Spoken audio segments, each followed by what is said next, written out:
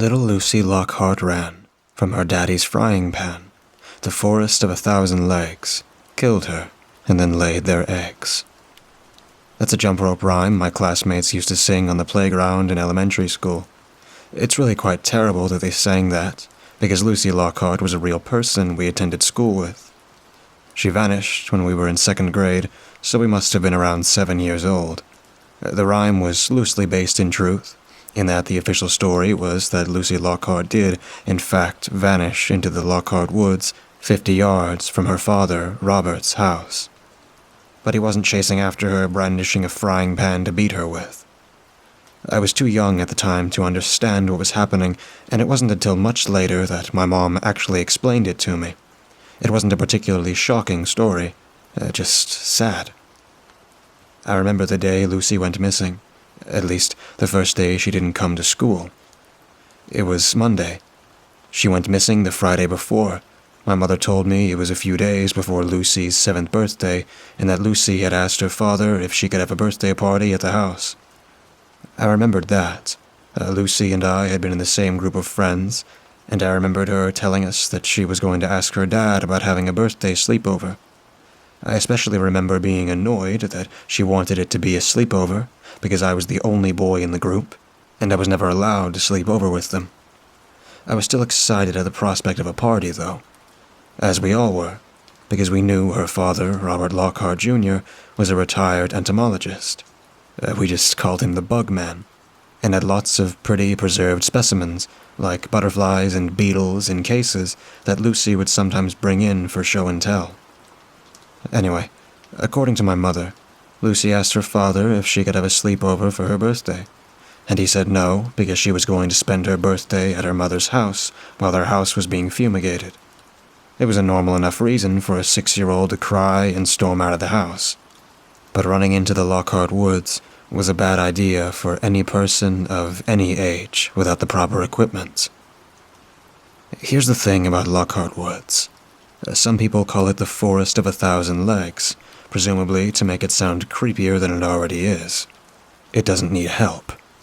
There are roughly 4,000 species of spiders in America, and the Lockhart Woods is a phenomenon on its own, in that it's home to all of them.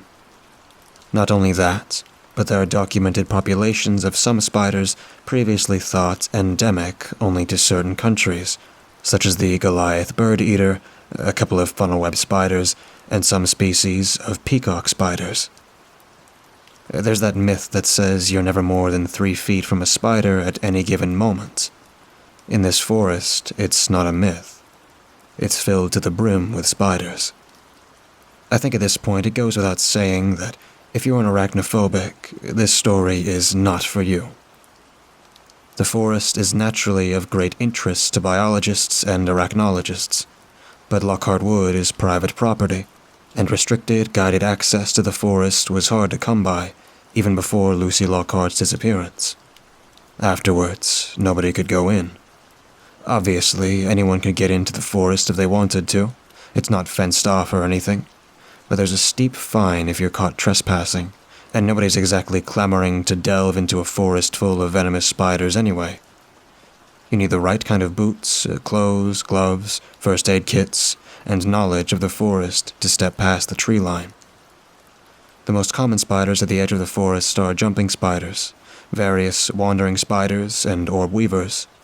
Most people who emerge from the woods have a number of banana spiders clinging to their hair and jackets, startled by the destruction of their webs. If visitors are allowed deeper into the forest, the spiders get bigger, and they lurk on the ground. According to my mother, Robert Lockhart Jr. lived with his father in that house for a long time. They were a father-son duo of entomologists from Alabama, but Robert Lockhart Sr. had a focus on arachnology. He had bought the house and the forest specifically for its spider population, which also made it super affordable, and he usually worked from home. Robert Lockhart Jr. did a lot of work at a university 3 towns over.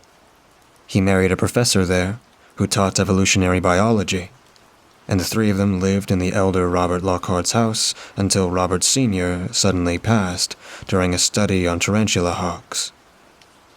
Lucy Lockhart was born 3 years later, and Robert Jr. was able to retire from teaching and live as a stay-at-home dad, while Lucy's mother continued teaching at the university. He still worked, collecting and preserving specimens, mostly butterflies and moths, and had reports published in the entomology scene, and very, very rarely led group tours around parts of Lockhart Woods for a price. My mother only got to know Robert Jr. once Lucy and I became friends. She said he didn't talk about the forest very much. She got the feeling that he was afraid of it. When he and his wife divorced, my mom suspected part of their irreconcilable differences was Lockhart Wood. She never really pried into it. After all, she and Robert Jr. only spent time together because Lucy and I spent time together. Although I remember hoping they would get married so that Lucy and I could be brother and sister. Robert Jr. hated the forest he owned, and made sure that anybody who stepped foot in it was dressed and prepared for the occasion, which is part of the reason why my mother never believed he killed Lucy when he was the prime suspect in the investigation. When Lucy ran off into Lockhart Woods that evening, my mom said Robert Jr. gave chase without hesitation, in socks, sweatpants, and a t-shirt. He must have received a dozen bites of varying severity the second he went in. He was in there for 4 hours. My mom was working a night shift at the hospital when he was brought in, delirious and swollen all over. There was no telling how many bites he'd received, and to this day my mother doesn't know how he survived. He needed anti-venom that no hospitals in the United States could offer, and when he had dragged himself back home after desperately searching for Lucy in the forest, he could only self-administer so much. Maybe luck and a developed resistance was what saved him. He lost both legs below the knee, but he lived. From what my mom could gather in the weeks following Lucy's disappearance, the investigation was chaotic. Search teams entered the forest, but they never spanned it all. 2 officers on the initial search team were bitten by what was most likely a Sydney funnel web spider, and unfortunately, both died. After all, the Sydney funnel web spider is otherwise found only in Australia. We don't have that anti-venom at the ready here in the States. Anyway, the search of the forest lasted maybe a week before branching off elsewhere. My mom says they couldn't, maybe wouldn't search the whole forest. More than one officer who searched Lockhart Wood left the force and subsequently skipped town. Those who didn't leave might as well have. They don't get out much anymore. My mom doesn't want to know what they saw in there. Lucy never turned up. It didn't take long for suspicion to fall on her father before he was even discharged from the hospital. My mom says there was a point where he was handcuffed to his hospital bed, even though both of his legs had been amputated. For a while, she couldn't tell if he was totally lucid, because he would spend hours sobbing, stating, "That forest got her. Those spiders got my baby girl." But there was no evidence to convict him of kidnapping or murder. My mom and the parents of Lucy's other friends and mine were involved in the trial as witnesses, and they all insisted that they never had any reason to believe Robert Jr. was abusive towards Lucy, or that he would be driven to hurt her. I didn't know any of this at the time, as my mom responsibly sheltered me from the details of Lucy's disappearance, but obviously some other kids we went to school with got wind of some information, hence the morbid jump rope rhyme. It upset me a lot when I heard kids chanting it during recess. I was young, and I missed Lucy very much. It's been 11 years since Lucy went missing. It doesn't really upset me anymore. It's just a sad memory that I still think about sometimes. The group of friends that Lucy and I shared stayed close until middle school, then we all got branched out a bit. I don't think any of us ever forgot about Lucy. I recently graduated high school, and the original group of us got together at a diner to discuss in amazement how we were all finally done with high school forever. At one point, I nudged my omelet around my plate and said absently, "It's been years, but I still wish... man, I wish Lucy could have graduated with us. You know?" My friend Stella leaned her shoulder into mine and knocked our mortar boards together with an understanding smile. Same here, bud. But she'd be proud of us for doing it. The conversation drifted elsewhere, but that poignant thought of Lucy stuck with me for a long while after that evening. It wasn't until the day before I went off for my freshman year of college that I told my mom I wanted to stop by the Lockhart house and sort of say goodbye to Lucy, if Robert Jr. would let me. Well, she shrugged over breakfast. I guess it couldn't hurt. You don't ever get over losing a child. But all things considered, he seems to be okay. He might oblige you. So later that afternoon, I drove across town towards that dark, looming forest that stretched into the sky on the horizon. I hadn't been to the Lockhart house in over a decade, but the sight of it instantly made me happy. I no longer mourned Lucy. I only cherished the brief time we knew each other as children, and I had lots of fond memories in that house. As I pulled into the gravel driveway, I saw the curtains in one of the front windows shift, so I knew someone was home. He might not want to let me in, but there was no harm in trying. I went up to the front porch steps and found a wooden hanging of a lunar moth adorning the front door. It had no sign of grime or weathering, and the pale green paint still had its glossy finish, so I guessed it was fairly new. I don't know what I expected from Robert Jr., maybe that he was far too gone after the loss of Lucy that he wouldn't bother decorating anything, but it had been more than 10 years, and recovery is possible. I knocked, and he answered a few moments later, frowning curiously at me from the gap in the door. Hey, Mr. Lockhart, I floundered a little, stupidly, because I hadn't planned on how I was going to talk to him. I'm Aaron Levinzinski. You know my mom, Jane, at the hospital. The door eased open a bit more, his face relaxing with recognition. Jane's boy. Yes. You were one of Lucy's little friends, weren't you? Come in. Wipe your feet. I'm surprised you remember we were friends, I admitted, stepping inside and wiping my feet on the floor mat. It looked like a monarch butterfly. I remember all you kids, Robert Jr. said, with a wave of his hand, leading me inside. His prosthetics clicked on the linoleum. It was Lucy, you, Stella. There were 2 little girls named Hannah, wasn't there?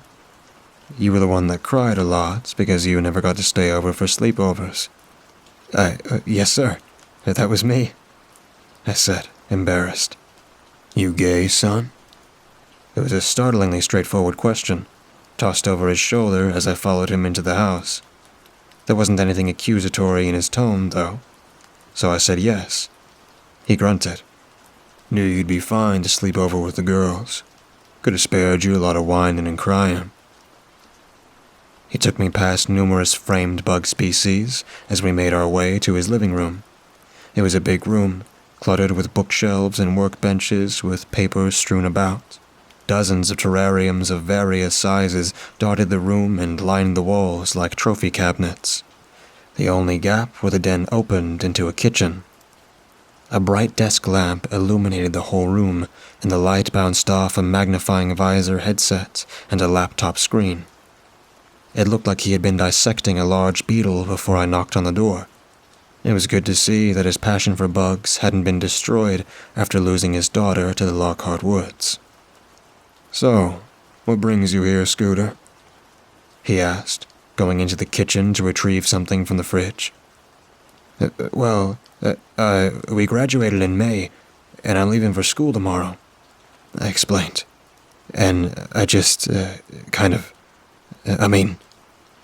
still think about Lucy a lot, so I was wondering if you had kept any of her things over the years that I could see and sort of, remember her by. If you're okay with that, sir.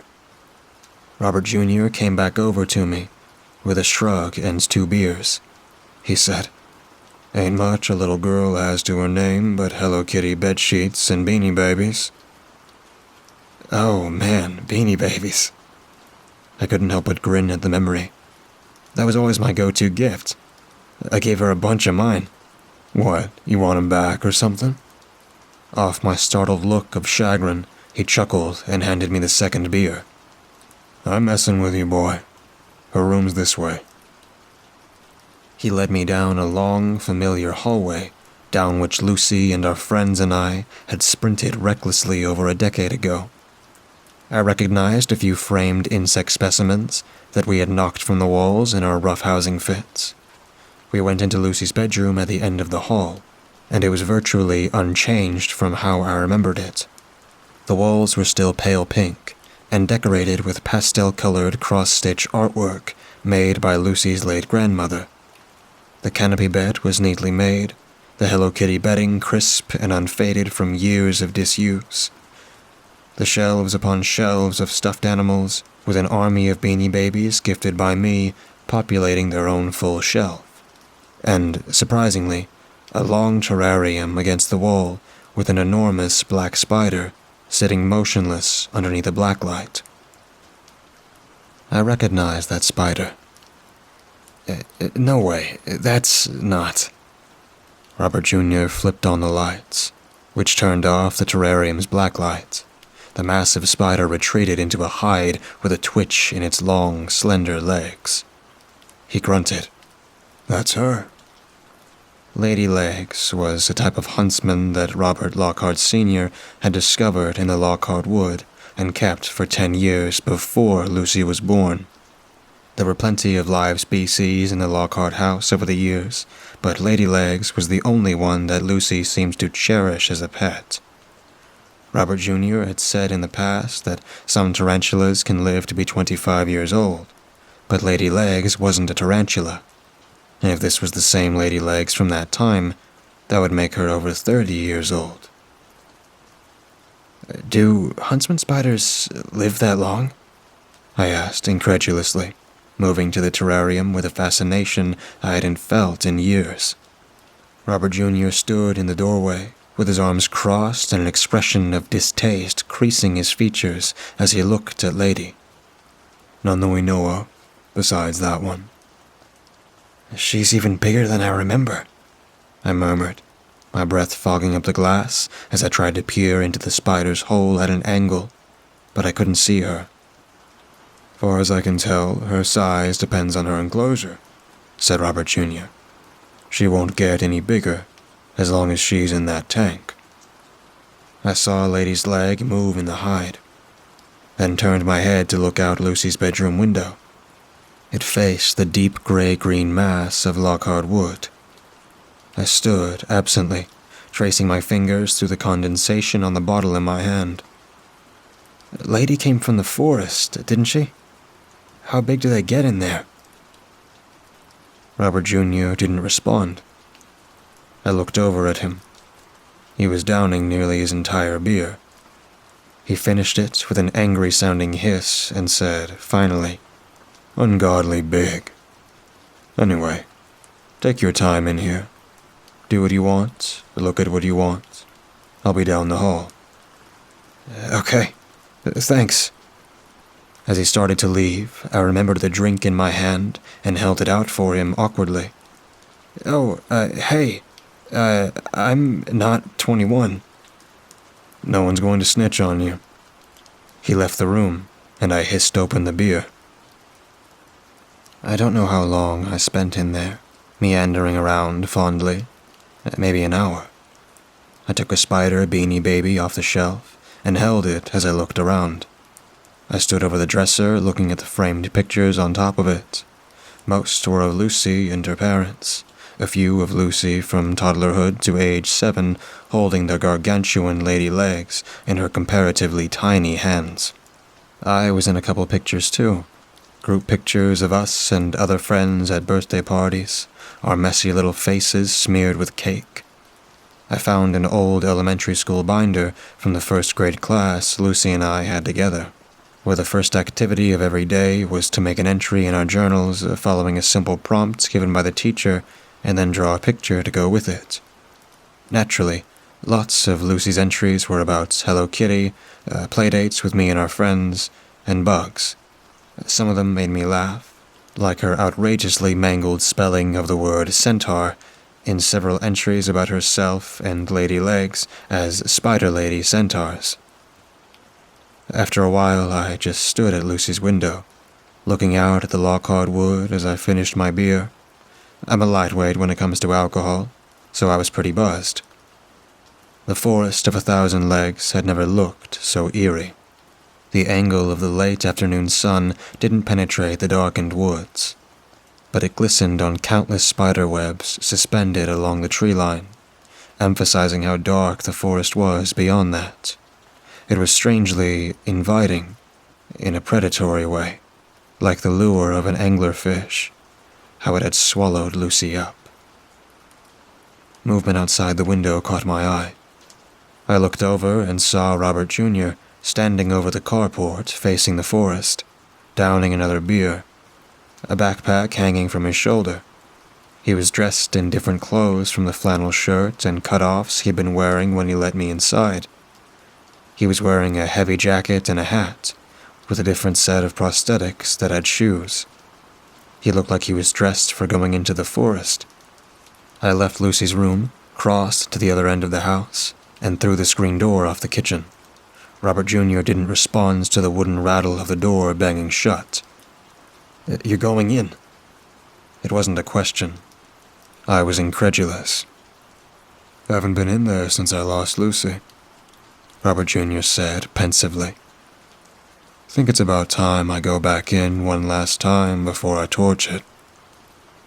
The sun was hidden behind Lockhart Wood, but not quite set, casting the house and us in shadows. And before I could stop myself, I asked, "Can I go with you?" To this day, I'm not sure why I wanted to go with him. Maybe for a sense of adventure, of danger that 18-year-olds are attracted to and think they can survive anything. Maybe I had some stupid notion that we'd find Lucy in there, dead or alive. Maybe I just didn't want a guy who had lost his daughter the last time he was in those woods to go in for the first time since then alone. "It's dangerous in there," said Robert Jr. It wasn't a no. "I'd be with you," I said, dumb and optimistic. But in my defense, he let me go with him. Neither of us mentioned it, but I know he didn't want to go into the woods alone either. "You'll need to be dressed right," was all he said. And the next thing I knew, he was jamming a hat on my head, layering me in protective clothing a size too big and cramming my hands and feet into gloves and boots a size too small. "Not a perfect fit, but close enough," he said, tucking my baggy pant legs into my boots. I had zipped the jacket most of the way, but he yanked the zipper all the way up to my chin. "It was my gear back when I was a little older than you, when my dad bought this place." He strapped a headlamp to my hat, did the same for himself, and shrugged on a backpack that he had filled with a first aid kit and a cold pack for anti-venom. I watched him put it all together, fascinated, as I nursed another beer. It was hard to believe he hadn't ventured into the forest in more than 10 years. The speed and certainty with which he prepared everything was like that of someone who explored Lockhart Wood daily. He gave me a set of strict, reasonable rules, basically telling me not to leave his side and not to thrash around if I walked into a web, and to always watch my step, even though I was wearing boots. I could change my mind at any time in the forest, so if I wanted to leave, he would guide me out of the forest. I sent a quick lie of a text to my mom, telling her that Robert Jr. had invited me to stay for dinner, and then zipped my phone into a breast pocket. By now, twilight was fading, the purple sky soon to turn an inky blue, and we set off. The trail leading into the forest was rough and overgrown from years of seeing no foot traffic, but not completely hidden. The first thing I did when I entered the forest was walk right into a web that Robert Jr. had subtly avoided. I started to flail instinctively, but Robert Jr. caught me with an arm across my chest, saying, "Don't thrash," I said. After he assured me the web didn't belong to anything venomous, I carefully picked the web from my face and hair, following him deeper into the woods. It was darker than I anticipated beneath the trees. There were a few spots of visible death in the trees, suffocated and deprived of sunlight under thick layers of web wrapped around them, but most of the forest looked healthy, supporting the spider populations symbiotically. Robert Jr. and I switched on our headlamps pretty quickly when the scant moonlight didn't light our way sufficiently. I looked down at the ground, casting a wide circle of light at my feet, and immediately froze in place, my skin crawling horribly. Spiders, the size of $50, were scurrying away from my boots in droves. Not quite a swarm, but enough to be uncomfortable. "You're all right, son. Those ones aren't gonna hurt you." Robert Jr. hadn't looked back at me, but he must have heard me freeze behind him. "You want me to take you back?" Pride swelled higher than the fear in my chest, so I said, "No, I'm fine." One of the spiders crawled slowly over my boot, its long legs probing curiously at my laces. I wrenched my eyes away from the ground, shook the spider off violently, and pushed forward. I've never been particularly arachnophobic, but it was impossible not to feel itchy all over, imagining hundreds upon hundreds of unseen spiders creeping into my protective clothing, slipping down the collar of my shirt, and edging along my scalp into my hair. The tiny spiders became less of a presence, however, when we came to a fork in the trail, and Robert Jr. dropped to a sudden crouch, grabbing my sleeve and yanking me down with him. "Look at this," he whispered, his headlamp fixed on a spider not 2 feet away from us. "This here is a nasty one." A spider the size of my hand stood straightly before us, with 2 sets of thick, hairy legs thrown in the air. It might have looked silly if not for the vivid, violent red jaws on display, pulsing angrily in a direction.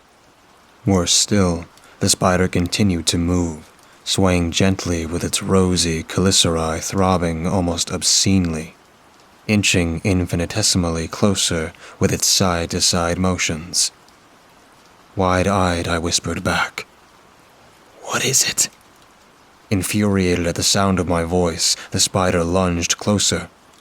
This time I could see its fangs protruding from the red, quivering with rage and glistening with wetness.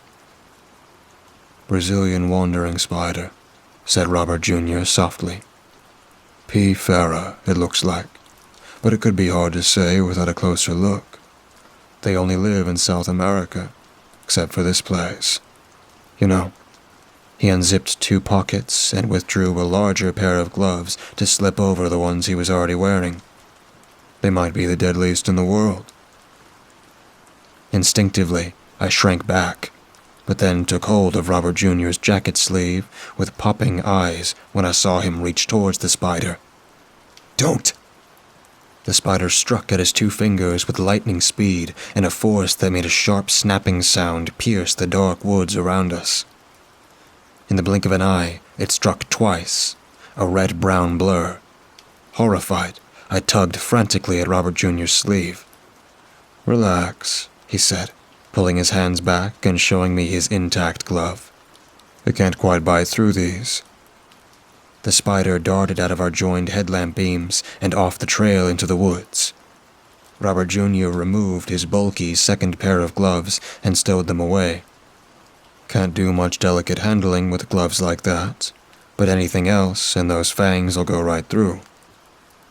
He stood, suddenly, leaving me crouched and trembling, clenching and unclenching my fists, unpleasantly aware of how thin my gloves were now. I stood, slowly. My headlamp slid up the trees in front of me, where the bark seemed to shiver and shift with the traffic of smaller spiders oozing up and down the trunks.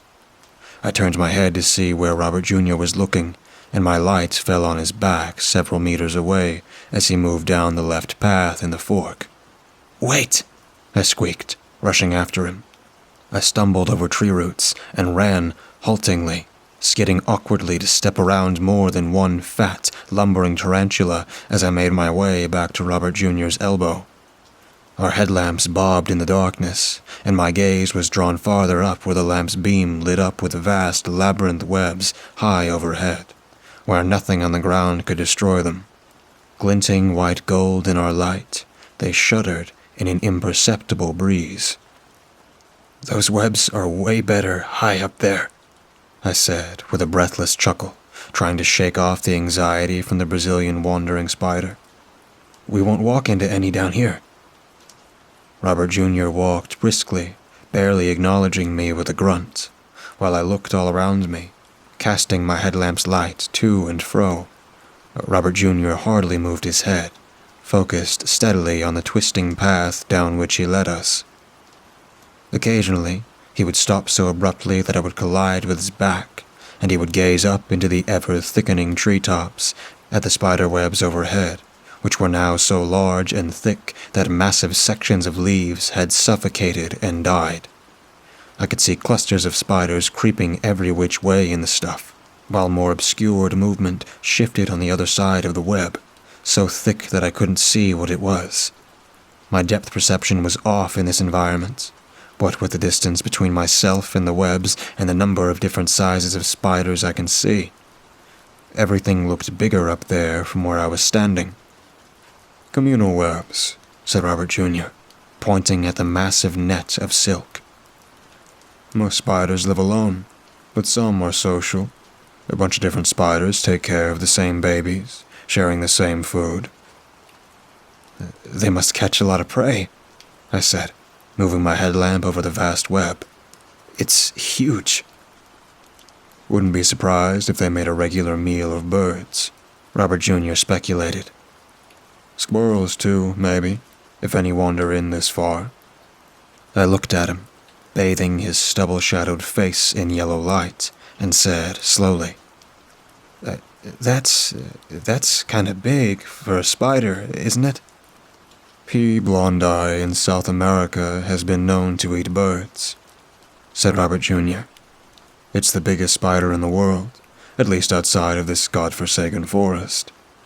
This place isn't like the rest of the world." He paused, a muscle jumping in his jaw, then said, "But they don't make webs. They live in burrows, so watch your step." I resisted the urge to clamp onto his arm like a child as I swept my headlamp over the edges of our path. Spiders littered the forest floor, scurrying busily, but the irregularly spaced holes along the path and nestled between tree roots were what made me nervous now. The biggest hole looked like it could swallow my leg. We continued to walk, uninterrupted by webs for the most part, but there were a few low-built ones that I would walk into when I was staring off into the woods and Robert Jr. wouldn't tell me to duck.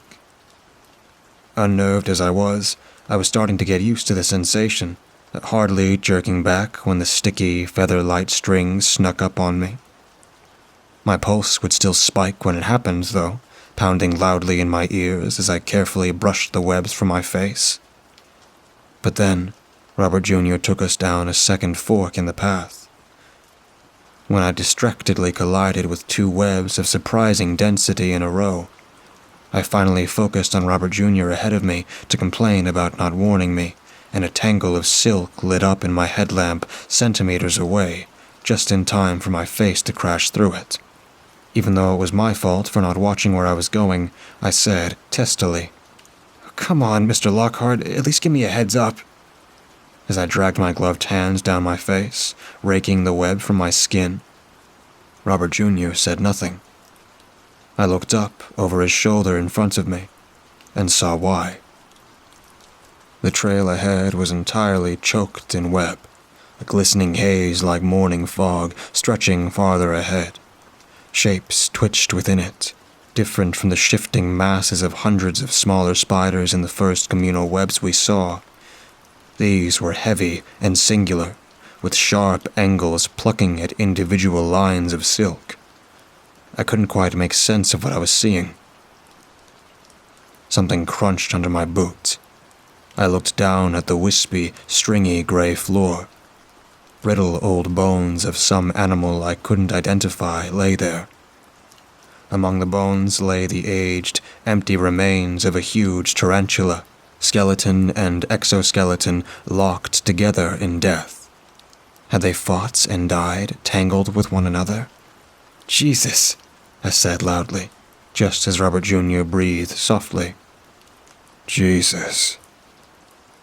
He wasn't looking down. He was looking directly up.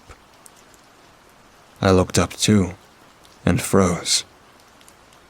Our headlamps joined and lit up the webs that swallowed the understory, washing over the enormous spiders that moved within them. Things the size of fish bowls, with fat, round abdomens and twitching, creeping legs thick as pool cues.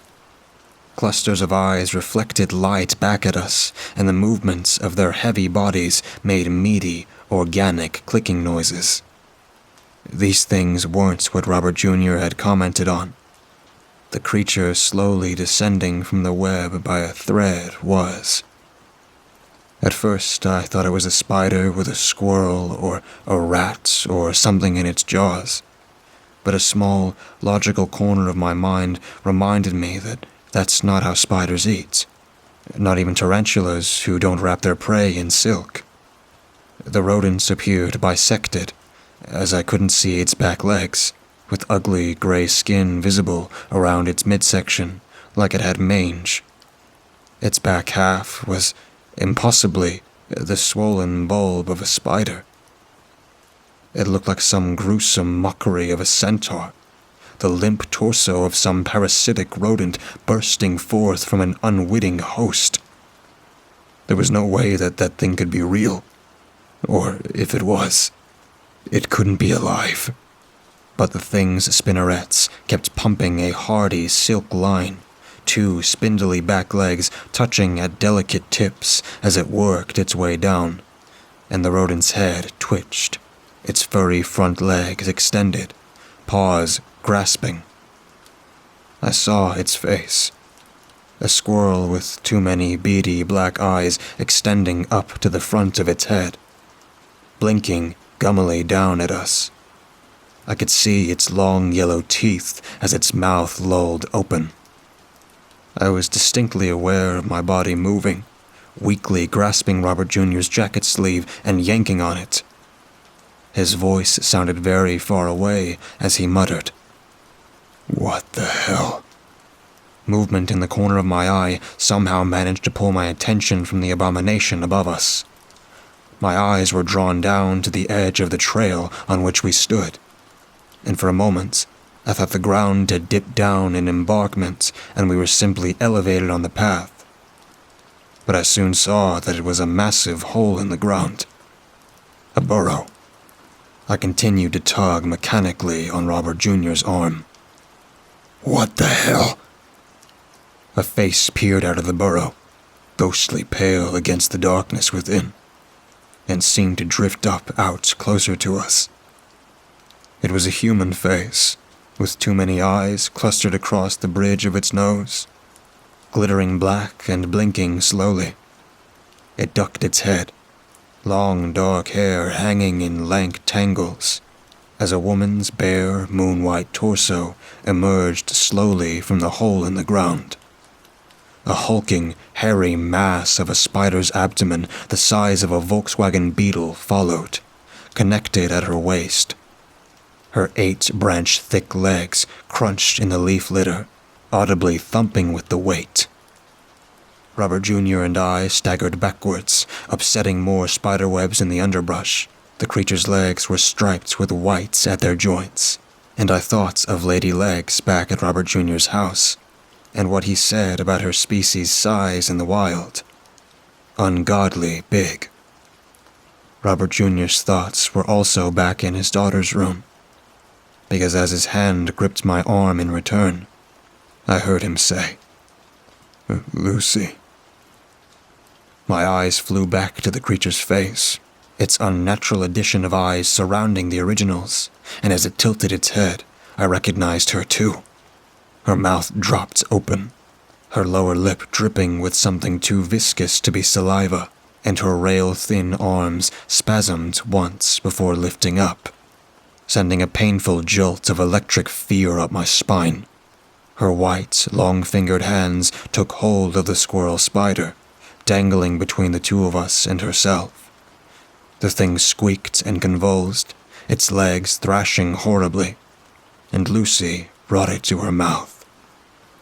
I ran. I thrashed my way blindly through web after web, back the way we came. I heard Robert Jr. call my name, unexpectedly close behind me, and suddenly I felt him crash into my back. I hit the ground hard, face first. I barely had time to register the bright starburst of pain as my nose broke and began to bleed, or the scattering of spiders millimeters in front of my eyes before Robert Jr. yanked me bodily back upright and whirled me around. I thought he was slapping me, but I realized he was swiping away spiders that I picked up as passengers from the ground. "Don't you run off in here, boy," Robert Jr. hissed in my face, shaking me hard. "Something else will kill you before—" The enormous creature looms behind him, creeping down the trail after us. I started to yell, but Robert Jr. clapped his hand over my mouth, spinning to face her. He forced us into a sort of half-crouch, his body weighing me down to keep me from running again, as I stared with bulging eyes, struggling to breathe through my bleeding nose, as Lucy bore down upon us. "It's okay," Robert Jr. said, but he wasn't talking to me. I could feel him shaking against my back. "It's okay, Lucy. You're okay." She came closer, the precise movements of her vast spider body in stark contrast against the limp, feeble movements of her human torso. Her face seemed alert, even with the 6 bleary eyes that looked infected in their unnaturalness. But her arms hung listless at her sides, her posture hunched. Venom, blood, saliva flowed slowly down her chin, all that remained of the squirrel spider. I could hear her breathing, see her pale throat throb as she swallowed. "That's a good girl, baby," said Robert Jr., his voice low and soothing despite his violent trembling. "Daddy didn't know you lived here. Lucy, we didn't know we'd see you here.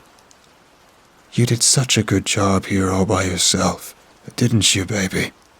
Daddy's proud of you." He was slowly inching us back as he spoke nonsense to the thing in front of us. The spider shifted minutely, almost moving after us, but not quite. Lucy's dark, wet mouth drooped open. In a voice that sounded like wind in dead leaves, she hissed, "Daddy." Robert Jr. laughed, wild and terrified in my ear, pulling me another step back, the palm of his hand still crushing my lips against my chattering teeth. "That's right, baby. Daddy's here. Daddy didn't think he'd see you all grown up in these woods, huh, baby? Good girl, Lucy." She didn't move after us as we backed away, although her eyes followed us with laser focus. Again, her voice hoarse and vacant. "Lucy." "That's right, baby. Daddy's gonna take your friend back home, okay? You remember Aaron?" I groaned behind his hand, sick with fear, as all 8 of Lucy's eyes shifted onto me. She didn't say my name. Wildly, in the back of my head, I wondered if she'd recognized any of the things Robert Jr. was saying to her. Certain that she was all spider like this, that the last 2 words she'd said were empty repetitions preceding her final attack. But still she stood motionless, watching our retreat. "Daddy's gonna take Aaron home. Is that okay, baby?" Robert Jr. said. "Will you let me do that, Lucy?" She was silent for a long moment, then said, "Okay." "Good girl, Lucy. We're going away. Good girl." Another long stretch of silence as we moved steadily away from her. She still didn't follow, merely watching us. Her voice, unprompted this time, shook me to my core when it next creaked through the night. Come, see me.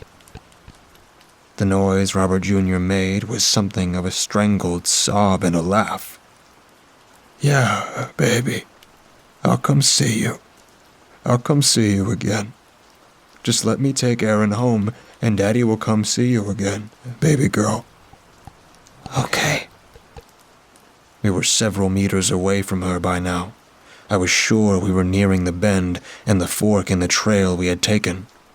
Slowly, Robert Jr. lowered his hand from my mouth, and I gulped a deep, shaking breath. I can't get us out of here backwards, he said, but I need you watching behind us. You hang on to me, and I will walk you out. You tell me if she follows. Can you do that, son? Wide-eyed and unable to look away from Lucy's figure down the trail, I nodded. Yes, sir. Okay. Careful now. His hand encircled my wrist tightly, and with a firm tug, he took us around the bend. I struggled to walk in reverse, my legs like rubber and my pulse roaring in my ears.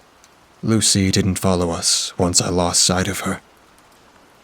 Robert Jr. navigated us back through the forest, avoiding all the webs this time around. I don't know how long it took to get out of the woods. For all I knew, it took days. But eventually, we broke through the tree line, and the unobscured moonlight was blinding. I felt separate from my own body as I brushed harmless jumping spiders and orb weavers from my hat and jacket. Distantly, I heard Robert Jr. chuckling weakly. I turned around to look at Lockhart Wood. Almost casually, I leaned over and threw up on the grass. A few yards away, Robert Jr. did the same, coughing and laughing harder when he was done. Christ, he gasped, hands on his face. I watched him stagger and fall to the ground, giggling manically. Dazed, I went over to him and sat beside him on the grass, staring at the forest. I spat remnants of bile on the ground between my knees. I fumbled with my headlamp, turned it off, and threw my hat aside. I peered at Robert Jr.'s tear-stricken, laughing face, vaguely concerned. I can't tell if that's good laughter or bad laughter. Christ, he gasped, possibly hyperventilating. You and me both. He pressed 2 fingers to his neck, checking his own pulse. What are you going to do now? I asked weakly. Hell, Scooter, I don't know. Probably visit my daughter every now and then. He scrubbed his hands over his face, groaning deeply. My head swam. I flopped backwards, staring at the night sky. The stars looked like little white spiderlings. I thought suddenly of my mother back at the house, and for whatever reason, all I could think to say was, Hey, so I was thinking, you should give my mom a call sometime. She's not seeing anyone. I don't remember getting home that night. I don't remember getting settled on campus the next day. But I think I'm going to change my major to biology. I'd like to see Lucy again, and I think maybe a study in arachnology might be a good place to start.